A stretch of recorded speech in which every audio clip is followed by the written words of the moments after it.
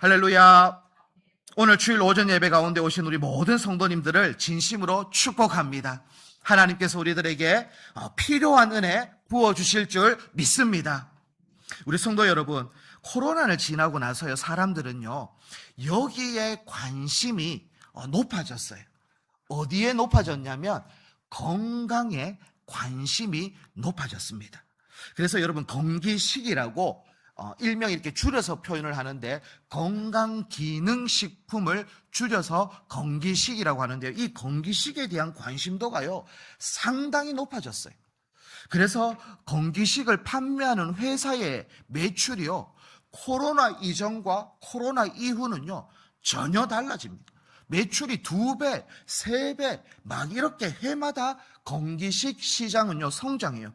그래서 건기식 전체 시장을 한 6조 원의 시장이다라고 말할 만큼, 그만큼 건강에 대한 관심도가 높아졌습니다. 왜 그러냐면 코로나를 지나고 나서 이 건강이 아주 소중하구나라는 것을 깨닫기 시작했기 때문에 그래요. 그러니 시간을 드립니다. 돈을 드립니다. 왜? 이 건강의 소중함을 알기 때문에 그렇게 투자를 마다하지 않아요. 그만큼 건강이 소중하다는 것을 알기 때문에 그런 거죠. 자, 육체의 건강도 중요하죠. 자, 그런데 오늘 저는 육체의 건강을 말하기보다는 목사이기 때문에 이제 영의 건강을 좀 이야기하려고 하는데요. 육체는요, 아프면 금방 그래도 압니다. 머리가 아프고 배가 아프고 다리가 아프면 그래도 이 통증을 느끼기 때문에 빨리 그래도 병원을 가죠. 그래서 병원에 가서 치료도 받고 약도 복용을 합니다. 근데 문제는요, 영은요, 아파도 잘 모른다라는 게 문제인 거예요. 그냥 똑같이 예배를 드려요. 주일이 되어지면요, 그냥 예배장에 나온다는 거죠. 그리고 아무렇지 않게 찬송도 우리는 부를 수 있어요. 그리고 나에게 맡겨진 봉사도 그렇게 잘 섬길 수 있습니다. 그런데 문제는요, 겉에 보기에는 아무런 문제가 없는데 점점 내 영은 말라져 가고 있다라는 것이 문제인 것이죠. 어느 순간부터 내 영은요, 감사가 줄어들기 시작을 하는 거예요. 감사는 줄어들면서 내 안에 있는 원망, 불평은 점점점 늘어나기 시작을 하는 겁니다. 용서하는 삶보다는 서운한 감정이 들고 시기, 질투, 미움이 더 내 마음에 자리 잡기 시작을 하는 것이죠. 그러니 영혼은 점점 피폐해지고 말라가고 병들기 시작을 하는데도 불구하고 우리의 영은 그것의 통증을 잘 나타내지 않는다라는 겁니다. 자, 하나님은 우리에게 물어요. 너의 영의 건강이 진짜 건강한가? 라고 묻고 있고, 그렇다면 성주중앙교회는 영적으로 건강한가? 우리에게 묻고 있어요. 자, 오늘 말씀을 통해서 건강한 공동체가 되기 위한 방법에 대해서 3가지로 살펴보려고 하는데, 그 첫 번째가 뭐냐면 서로를 인정하는 겁니다. 건강한 교회는 무엇으로 이 건강함을 유지할 수 있는가? 예배를 많이 드리면 건강해지는가? 아니면 전도를 열심히 하면, 성경 공부를 열심히 하면 교회는 건강해지는가? 오늘 사도 바울은 어떤 이야기를 하냐? 12절 말씀인데, 우리 12절 말씀을 우리 다 함께 한번 봉독하도록 하겠습니다. 12절입니다. 시작.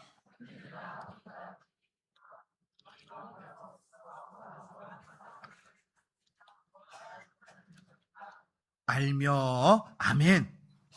오늘 사도 바울은요, 예배를 많이 드리면 건강해집니다, 성경 공부를 많이 하면 건강해집니다, 그 말을 하는 게 아니라 12절의 끝에 보면 너희가 알며, 이렇게 알아라 이렇게 이야기를 하고 있어요. 그럼 뭘 아냐? 여기서 안다라는 단어는요, 인정한다, 그리고 존중한다, 그 가치를 귀하게 여긴다라는 이야기를 하고 있어요. 그냥 앞에 쭉 보면 사람을 이야기를 하고 있어요. 이 사람을 너희가 알아주어야 하고, 그 사람들을 인정해 주어야 하고, 그 사람들을 존중해 주어야 하고, 그 사람들을 귀하게 여겨줘야 한다, 그렇게 이야기를 하고 있어요. 한마디로 압축하면 교회를 위해서 수고하는 사람들의 그 모든 헌신을 인정해 주라라고 이야기하고 있는 거예요. 자, 왜 바울은 수고하고 있는 사람들을 그들의 헌신을 인정하라라고 말했을까요? 이 당시 배경을 조금 알아야 이 말을 이해할 수가 있어요. 당시 데살로니가 교회는요, 개척된 지 얼마 되지 않은 교회예요. 신생교회였어요. 그러니 그때 당시에 지도자들은요, 뭐 오늘날처럼 우리는 뭐 신대원도 다녀야 되고 이렇게 교육 과정이 있는데 그런 과정이 없었어요. 그렇게 그냥 지도자가 된 거예요. 그러니 서로가 이렇게 생각을 한 거예요. 아니, 나도 신앙 똑같이 복음 듣고 똑같이 교회 이제 출석하게 되어지고 다 똑같이 초창기 멤버인데, 아니 내가 봤을 때 저 사람은 지도자가 될 만한 사람이 아닌데, 사도 바울이 지도자로 임명하고 또 다른 곳으로 복음을 전하러 간 거죠. 그러니 그들 마음에는 쉽게 지도자를 인정하려고 하는 마음이 잘 없는 거예요. 왜? 아니, 비슷한 것 같은데? 아니, 내보다 더 못한 사람이었는데? 그런 마음이 이 사람들 안에, 교회 안에 그렇게 자꾸 팽배한 마음들이 있었던 것이죠. 그러니 지도자를, 그리고 헌신하고 수고하는 사람들을 인정하는 풍토가 아니었어요. 서로 시기하고, 또 어떨 때는 질투하기도 하고, 미워하기도 하고, 경쟁하는 그러한 모습들이 있었다라는 거예요. 그러니 사도 바울은 뭐라고 이야기하냐면 그들을 인정하라라고 이야기를 하고 있어요. 자, 여기서 말하는 사람은 목회자만을 말하는 것이 아니고, 목회자도 포함되어지고 장로님도 포함되어지고 중직자도 포함되어지고 각 부서의 부장도 전도의 회장도 임원도 권찰들 교사들 모든 지도자들을 다 포함하는 단어예요. 자, 이러한 헌신하고 있는 사람들, 수고하고 있는 사람들, 오늘날도요 생각보다 잘 인정해 주지 않습니다. 그냥 서로 경쟁하는 상대로 생각을 합니다. 그러니 시기하기도 합니다. 질투하기도 합니다. 야, 저 부서 잘 되면요 배 아파합니다. 야, 저 왜 저래 잘 되노? 내가 했을 때는 안 됐는데, 또 내가 할 때 잘 되고 고기가 할 때 못 되면 꽃이다, 뭐 이런 이야기 하는 거예요. 아니, 교회 안에서 하나님 나라를 세워가야 되는데 내가 위원장 할 때는 잘 돼야 되고, 네가 위원장 하면 안 돼야 되고, 내가 부장 할 때는 잘 돼야 되고, 네가 회장 할 때는 못 해야 되고, 막 서로의 시기 질투들이 있는 거죠. 오늘날도 그런 모습들이 분명히 있다라는 거예요. 그러니 뭐라고 합니까? 인정하라라는 거예요. 인정해라. 알아줘라. 그 이야기를 하고 있어요. 제가 지난주에 한 집사님과 대화를 했어요. 이 대화를 한 건 아니지만 대화를 막 하다가 그 집사님이 이렇게 그냥 하는 거예요. 저는 목사님 설교를 주중에도 이렇게 한 번 더 듣는다, 이렇게 표현을 하는 거예요. 이렇게 홈페이지나 유튜브에 가면 제 설교 영상이 또 올라가거든요. 근데 그걸 또 듣는다는 거예요. 그러면서 주일날도 은혜가 되었지만 그때 따로 들을 때도 또 다른 은혜가 있습니다. 그냥 그렇게, 이게 핵심이 아니었어. 딴 이야기를 하다가 그냥 잠깐 그 말을 하는데, 제 마음에는 어떤 마음이 드냐면 약간 고마운 거예요. 감사한 거예요. 이게 어떤 마음이냐면요, 주부가 밥을 맛있게 만들었어요. 근데 이 식구들이 이거 이 맛도 없고 이렇게 하면 속상합니까 안 상합니까? 주부들이 밥을 만들었을 때 당연히 속상하죠. 그런데 와, 너무 맛있다 막 그렇게 하면 괜히 주부의 마음에도 땀도 흘리고 수고하고 노력했는데 괜히 그냥 고마운 거예요. 내가 고생 다 해가지고 밥을 차려줬는데도 맛있게 먹으면 그게 고마운 마음처럼, 목사인 저의 마음에도 나름대로 그래도 애쓰고 용쓰고 설교 준비를 했는데 그거 그냥 주일날만 잘 들어줘도 고마운데, 또 다르게 평일날도 듣는다 하니 그냥 내 마음에는 그냥 고마운 거예요. 그런 마음. 이게 어떻게 보면 서로가 서로를 인정해주는 그러한 모습인 것이죠. 이게 쉽지 않아요. 목회자인 저한테만 지금 적용해서 그런 것이지, 여기 계시는 주일을 섬기고 계시는 여러 사람들, 그냥 그 한 사람 한 사람을 위해서 수고하십니다, 고맙습니다, 이렇게 말하는 것이 쉬운 게 아니에요. 이렇게 할 수 있는 것은 마음이 넓은 사람이 할 수 있는데, 오늘 제가 한 사람을 소개하려고 해요. 어떤 사람을 소개하려고 하냐면 우리 초대 한국교회 역사 가운데에 있었던 한 사람을 소개하려고 하는데, 그 사람이 누구냐면 조덕삼 장로님이에요. 제가 한번 소개했던 적은 있어요. 조덕삼 장로님인데요. 이 사람은요, 전북 김제에서 아주 큰 땅을 가지고 있었던 큰 부자였습니다. 그러니 그 집에 많은 머슴들이 살고 있었거든요. 그 중에 한 사람이 누구냐면 이자익이라는 머슴이었어요. 근데 이 조덕삼 장로님은 신앙생활을 열심히, 초기에 복음을 듣고 열심히 신앙생활 하면서 머슴들도 함께 교회에 다 출석을 시켰어요. 그렇게 해서 신앙생활을 쭉 하다가 교회가 부흥이 되어졌습니다. 그래서 장로를 선출해야 되는 그러한 순간이 찾아왔어요. 하필이면 장로 후보로 조덕삼 장로님과 이 이자익이라는 이 사람이 동시에 이렇게 탁 장로 후보로 올라갑니다. 어떻게 보면 당연히 그때 당시 1890년대니까 아직 조선시대 말기고 신분제도가 있으니 당연히 사람들은 그래도 조덕삼이 되겠지라고 생각했는데, 누가 장로로 선출되어지냐면 이자익이 장로로 선출되어집니다. 그러니 사람들이 서로 민망해지기 시작하는 거예요.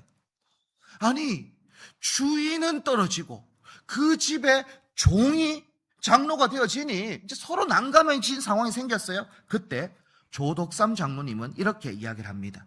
우리 교회가 하나님의 뜻을 참 잘 이루었습니다.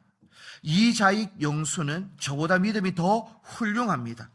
저는 하나님의 뜻을 기쁨으로 받아들이고 앞으로도 이자익 장로를 잘 받들어 더욱 교회를 잘 섬기겠습니다 라는 고백을 함으로 그 교회는 어떠한 분란과 갈등 없이 평강 가운데에 그렇게 온전하게 세워지게 되어지죠. 저는 조덕삼 장로님이 자존심을, 체면을 선택하지 않고 하나님의 뜻을 선택했다라고 그렇게 생각이 들어져요. 그리고 직분보다 복음을 더 크게 보았다라고 저는 해석이 되어지더라고요. 이게 인정의 모습이에요. 정말 나를 낮춰버리고 상대를 높여줄 수 있는 것은요, 그냥 할 수 있는 게 아니에요. 인정이라는 것은 나를 죽이는 거예요. 나를 완전 낮추고 상대를 세워줄 수 있는 것, 이거 아무나 하는 게 아닌 것이죠. 큰 사람은 높은 자리에 있는 사람이 아니에요. 다른 사람을 인정해 줄 아는 사람이 큰 사람이며 큰 믿음의 사람인 것이죠. 인정은 겸손의 모습이요, 인정은 믿음의 표현인 거예요. 그렇게 해서 인정은 건강한 교회를 세워가는 첫걸음이에요. 서로가 경쟁하려고 하고 서로가 내가 높아지려고 하면 그 교회 건강할 수가 없어요. 결국 건강을 위해서는 나를 낮추고 상대를 높일 수 있는 그것이 건강의 첫 출발, 이것을 우리는 인정이라고 말할 수 있는 겁니다. 자, 그러면서 사도 바울은 13절에 이 인정을 조금 더 확산시키는데 13절을 우리 함께 보겠습니다. 시작.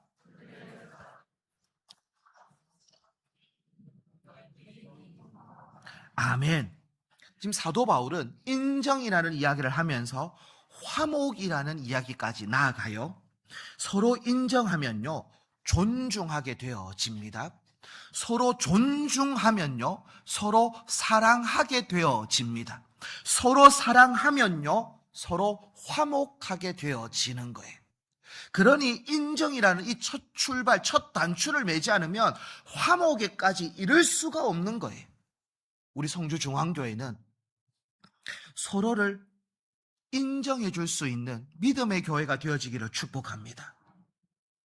건강한 교회는요, 서로 경쟁하는 교회가 아닙니다. 서로의 수고를 알아주고 서로의 사명을 존중해주고 서로를 기쁨으로 세워주는 교회가 건강한 교회예요. 이 건강을 우리 성주중앙교회는 회복하고, 그래서 서로 인정하고 존중히 여기며 서로 사랑하며 화목하는 믿음의 교회 되어지기를 주님의 이름으로 축복합니다. 두 번째로 살펴볼 것은 어떻게 공동체의 건강을 계속 유지할 수 있는가? 서로를 격려해야 한다라는 겁니다. 자, 14절을 우리 한 번 더 읽어보도록 하겠습니다. 14절입니다. 시작.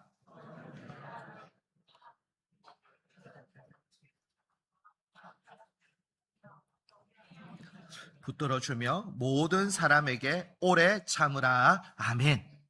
자, 이 말씀을 읽다 보면요, 좀 구체적인 그러한 권면들, 그러니 약간 구체적인 치료를 이야기해 주고 있는데요. 한 가지 그냥 간단한 예를 들어 볼게요. 병원을 우리가 간다라고 생각해 보십시오. 병원에 가면요, 좋은 의사는요, 모든 환자에게 똑같은 처방을 하지 않습니다. 자, 이게 어떤 말인지 잘 기억해 주십시오. 좋은 의사는요, 모든 환자, 머리가 아픕니다. 그러면 두통약을 줘야 되죠. 감기에 걸렸습니다. 그러면 감기약을 줘야 됩니다. 배가 아프면 복통약을 줘야 되는 거예요. 그런데 그런 거 신경도 안 쓰고 그냥 아픕니다. 그러면 맨날 두통약만 막 처방하는 것은 좋은 의사가 아닌 거예요. 그 상황에 맞게끔 그 사람의 상태에 따라서 정확하게 처방해 주는 게 좋은 의사예요. 자, 교회도 형편이 다 달라요. 상황이 다 달라요. 그러니 오늘 이 14절에는요, 크게는 4가지의 부류를 설명해 주고 있어요. 어떤 사람에게는 게으른 자가 있고요. 게으른 자에게는 뭘 처방해 줘야 되면 권면을 권계를 처방해 주고, 마음이 약한 자들에게는 격려를 처방해 줘야 되고, 힘이 없는 자들에게는 붙들어줌을 처방해 줘야 되고, 모든 자에게는 오래 참음이라는 처방을 해줘야 한다라는 이야기를 하고 있어요. 각각이 달라요. 자, 그래서 저는 요 4가지를 간단하게 살펴볼 건데요.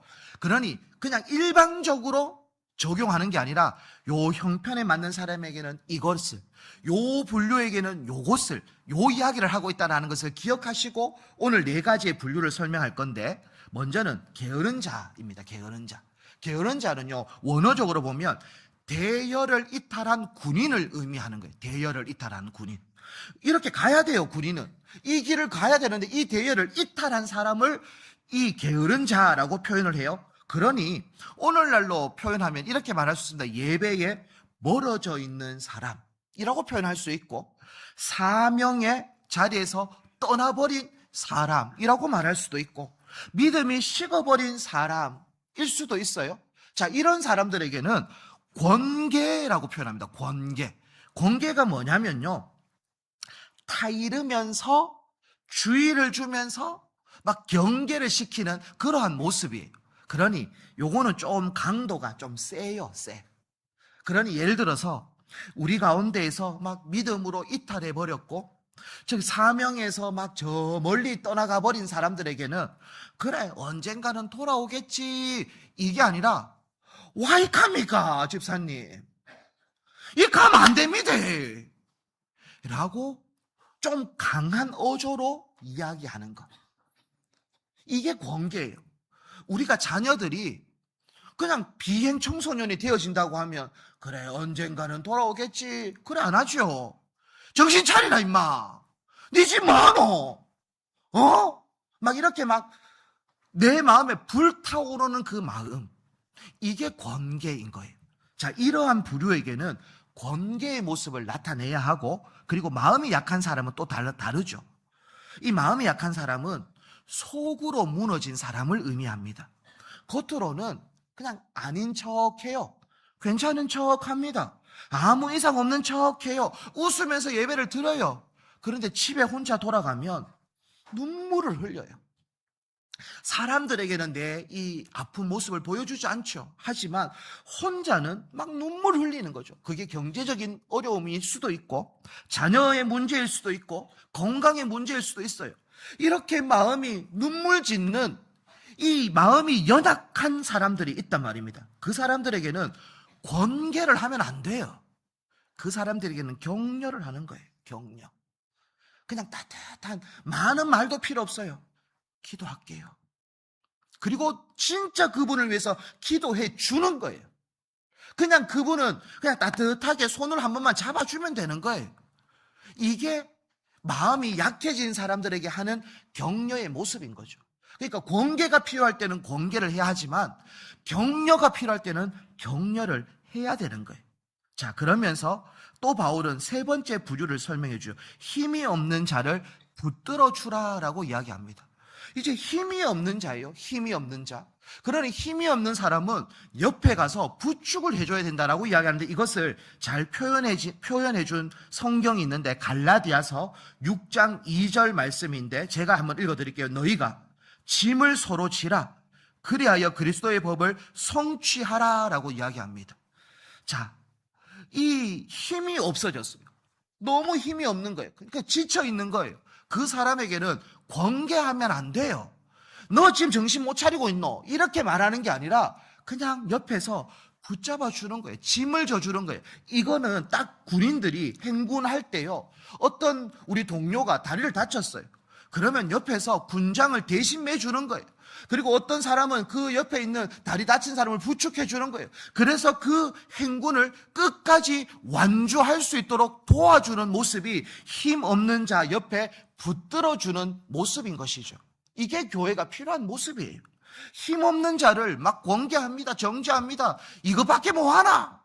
이거는 아니에요. 힘이 없는 사람에게는 권계의 모습이 아니라 그냥 그저 옆에서 그의 짐을 대신 내가 져줄 수 있는 모습이 필요한 거죠.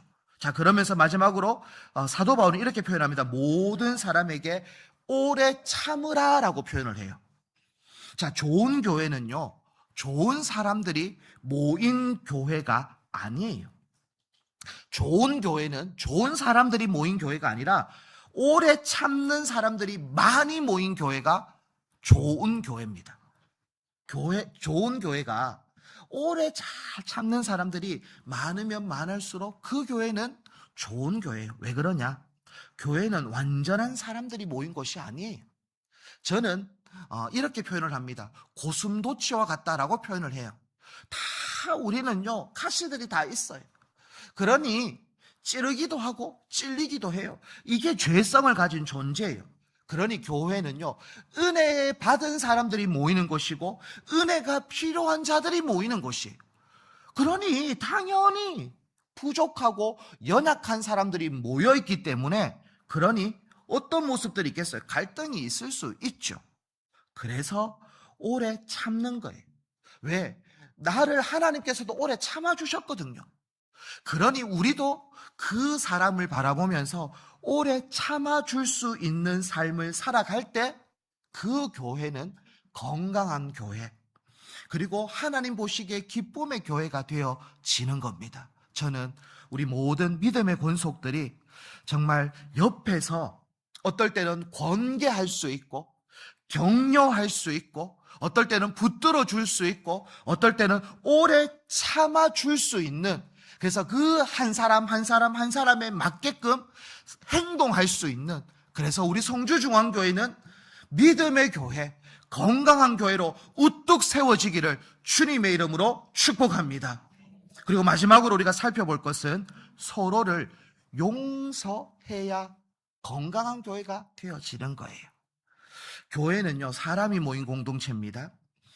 그래서요, 아무리 은혜가 충만한 교회라도 우리는 연약하고 우리는 죄성이 있고 우리는 부족하기 때문에 오해가 생기기도 하고요, 서운함이 생기기도 합니다.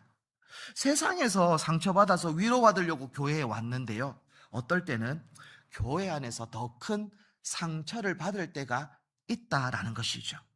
생각 없이 던진 말 한마디가 우리의 마음의 빗으로 꼽힐 때가 있고요, 믿었던 사람에게 상처받기도 합니다.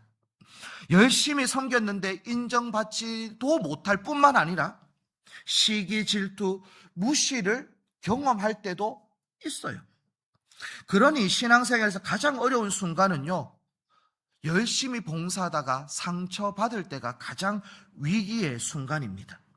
이렇게 상처받으면 우리 안에 죄성은 뭐라고 속삭이는 줄 아십니까? 야, 니도 똑같이 갚아줘라.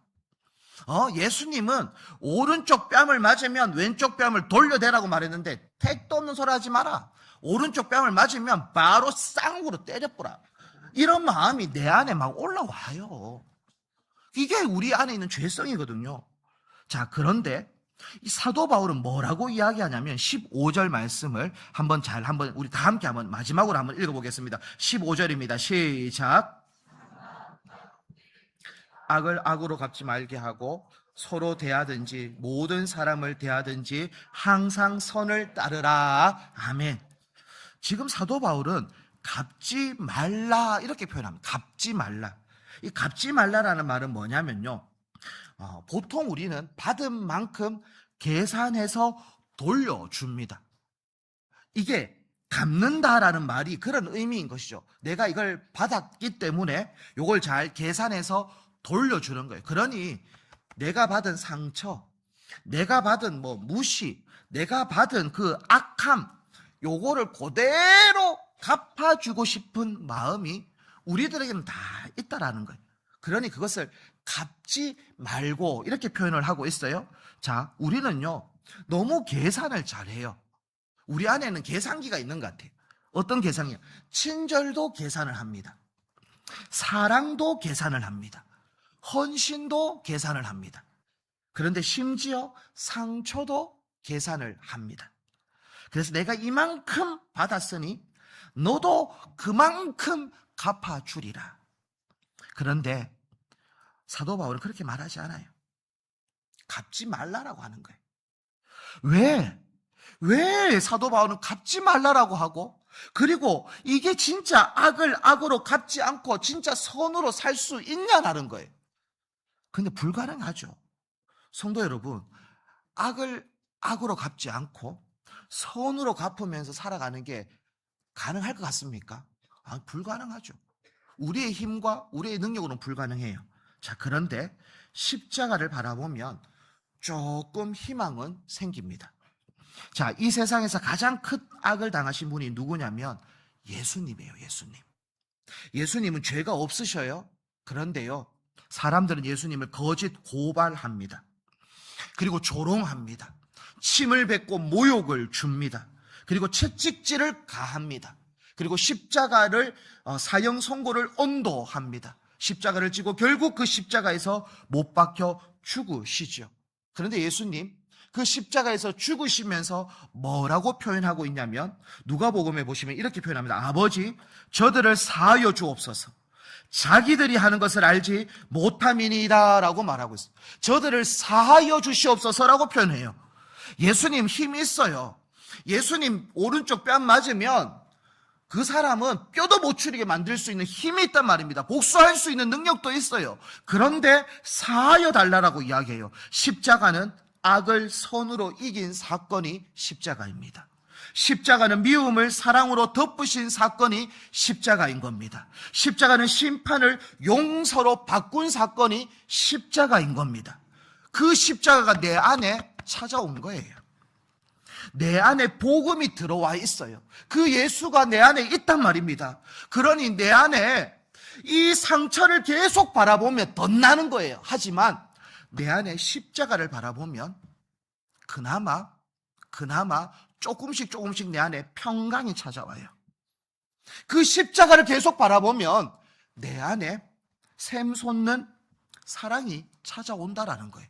상처를 바라보면 어떻게 복수할까? 어떻게 저 인간을 갈을까? 그것만 계속 묵상이 되어지지만, 나를 사랑하셔서 나를 위하여 이 땅 가운데 오신 그 십자가를 바라보면 그래도 내 안에 사랑이 조금씩 샘솟는다라는 것이죠.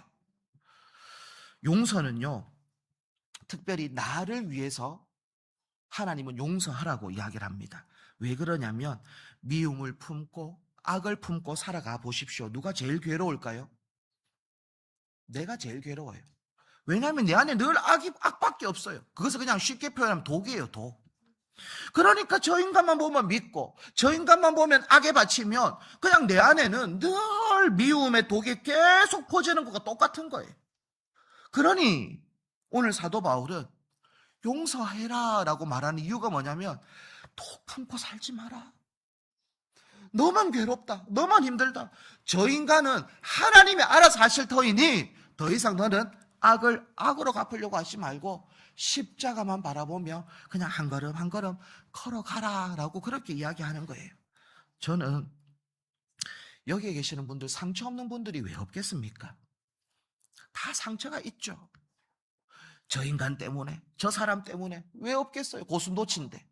그러니까 찌르고 찔리고 그거 다 상처들이 있단 말입니다. 상처를 바라보면요, 절대 용서가 안 됩니다. 십자가를 바라보면 용서할 수 있는 힘이 거기에 있는 거예요.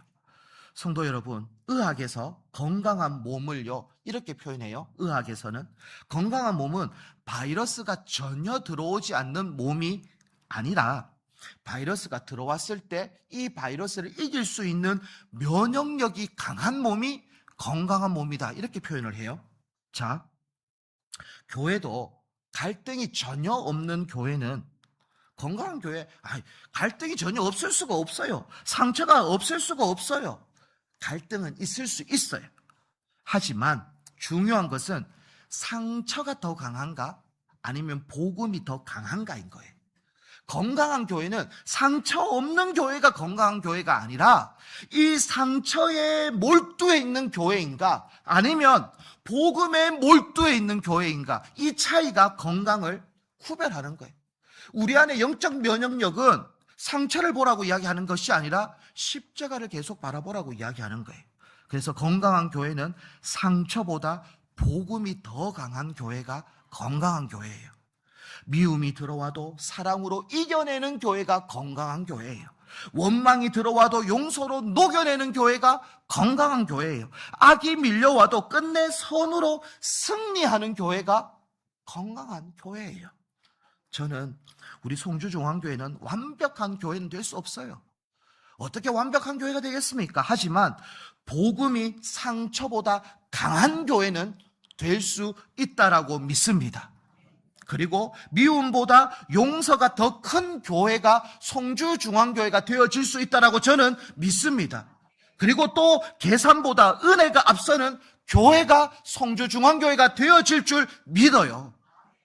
이게 우리의 가지고 있는 은혜인 거예요. 그럴 때 우리 교회는 건강한 교회가 되어질 수 있어요. 오늘 이 말씀을 잘 기억하셔서 십자가를 바라보는 인생, 늘 은혜를 바라보는 인생, 오늘 맥주감사주일, 그래, 나에게 베풀어 주셨던 은혜를 묵상하면 묵상할수록 우리 안에 상처는 더 이상 덧나지 않아요. 회복되어질 거예요. 새살이 솟아나게 되어질 거예요.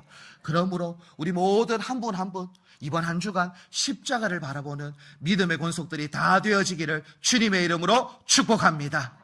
우리 함께 찬양하면서 기도하면서 나아가기를 원하는데요, 이런 교회 되게 하소서라고 우리 함께 찬양하면서 기도하면서 나아가기를 원합니다.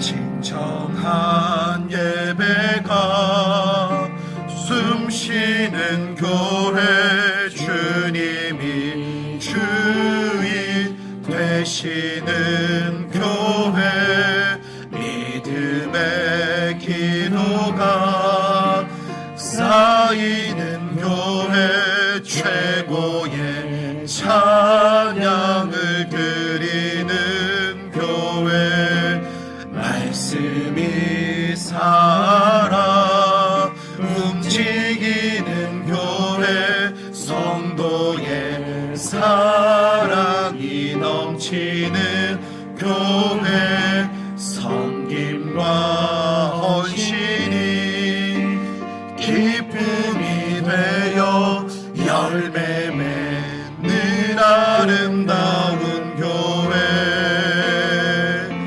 주님의 마음 닮아서 이웃을 사랑하는 교회, 주님의 영광을 위해서 빛 되신 주님 전하는 교회, 사랑의 불꽃이 활짝 피어나 날마다 사랑에 빠지는 교회, 축복 주께서 사랑하는 우리 교회가 이런 교회. 마지막으로 주님의 마음 닮아서, 주님의 마음 닮아서 이웃을 사랑하는 교회, 주님의 영광을 위해서 빛 되신 주님 전하는 교회, 사랑의 불꽃이 활짝 피어나 날마다 사랑에 빠지는 교회, 주께서 사랑하는 우리 교회가 이런 교회 되게 하소서. 우리 합심해서 이렇게 한번 기도하면서 나아가기를 원합니다. 하나님, 오늘 말씀을 기억하며 기도하는데 우리가 서로를 인정하는 자들이 되어지게 하여 주시옵소서. 또한 서로를 격려하는 자들이 되어지게 하여 주시옵소서. 또한 서로를 용서하는, 악을 악으로 갚는 것이 아니라 선으로 이길 수 있는 그러한 믿음의 교회가 되어질 수 있도록 인도해달라고 우리 주님 3번 찾고 통성으로 기도하도록 하겠습니다. 주님 찾습니다. 주여 주여 주여. 하나님 아버지여, 온전히 서로를 인정하는 그러한 교회가 되어지기를 원합니다. 하나님, 남을 나보다 높게 여길 수 있는 하나님 그러한 자가 되어지기를 원합니다. 하나님 아버지여, 서로를 인정하며 격려하며 용서하며 달려갈 수 있는 건강한 교회가 되어지기를 원하오니 주여 역사하여 주시고 주여 인도하여 주시고 믿음으로 달려갈 수 있도록 주여 축복하여 주시옵소서. 하나님 붙잡아 주시옵소서. 우리 성주중앙교회 상처가 있고 어려움이 있고 아픔이 있다 할지라도 십자가를 바라보므로 복음을 바라보므로 하나님 나아갈 수 있는 믿음의 교회 되어지기를 원합니다. 주여, 그래서 우리 교회가 건강한 교회 믿음의 교회로 우뚝 세워질 수 있도록 주여 역사하여 주시고 주여 축복하여 주시옵소서. 온전히 붙잡아 주실 줄 믿고 나아갑니다. 주여 인도하여 주시옵소서. 하나님 아버지, 오늘 우리에게 귀한 말씀을 허락하여 주셨는데 더욱더 우리의 마음 가운데에 말씀이 심겨지는 은혜가 있게 하여 주시옵소서. 특별히 하나님, 서로를 인정하고 존중하며 세워주는 교회 되어지게 하여 주시옵소서. 또한 우리의 마음속에 용서하지 못한 사람이 있다면 오늘 십자가 앞에서 내려놓는 은혜가 있게 하여 주시고, 주님께서 우리를 용서하신 것처럼 우리도 기쁨으로 용서할 수 있는 믿음의 권속들이 다 될 수 있도록 인도하여 주시옵소서. 특별히 우리 성주중앙교회 상처보다 복음이 더 강한 교회가 되어지게 하여 주시고, 믿음보다 사랑이 더 넘치는 교회 되어지게 하여 주시고, 원망보다 은혜가 충만한 교회 되어지게 하여 주시고, 다툼보다 화목이 넘치는 건강한 교회 되어질 수 있도록 역사하여 주시옵소서. 그래서 주님 보시기에 기쁨의 교회, 이 땅을 살려내는 그러한 믿음의 공동체 될 수 있도록 우리 교회를 사용하여 주시옵소서. 모든 것을 주님의 손에 올려드리며 예수님 이름으로 기도합니다. 아멘.